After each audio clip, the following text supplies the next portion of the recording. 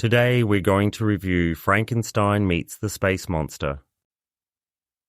Frankenstein Meets the Space Monster is a 1965 film that blends horror and science fiction in a way that only the 1960s could.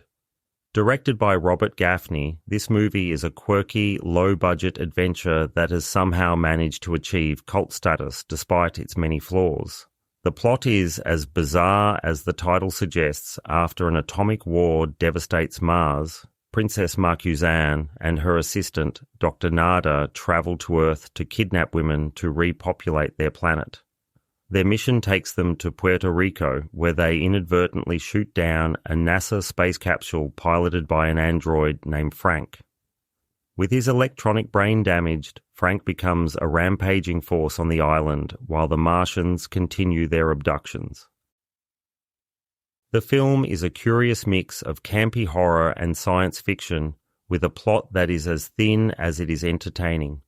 The android, Frank, is a Frankenstein-like creation, cobbled together from human parts and technology, and his malfunctioning rampage is one of the film's central threads. Meanwhile, the Martians' plan to kidnap bikini-clad women from beaches and pool parties adds a layer of absurdity that is both amusing and cringeworthy. Despite its shortcomings, Frankenstein Meets the Space Monster has a certain charm that is hard to resist. The film's low-budget nature is evident in its extensive use of stock footage, cheap sets, and questionable special effects. Yet, these elements contribute to its sop but its good appeal. The soundtrack, surprisingly upbeat and catchy, adds to the film's quirky atmosphere. The movie's script was penned by 3 poets, including George Garrett, who later became the Poet Laureate of Virginia. Originally intended as a spoof, the film's humor was largely unintentional, resulting in a comedic tone that was not part of the original plan. This unintended humor is one of the reasons the film has gained a following over the years. The performances are as over-the-top as the plot, with Marilyn Hanold playing the haughty Princess Marcuzan and Cutell as the eccentric Dr. Nadia. James Karen, in a rare starring role, portrays Dr. Adam Steele, the creator of the android Frank. The film's cast, while not delivering Oscar-worthy performances, fits perfectly into the film's campy aesthetic.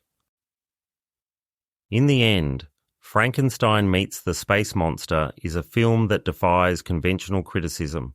It is a product of its time, a relic of an era when science fiction and horror were often intertwined in the most unexpected ways.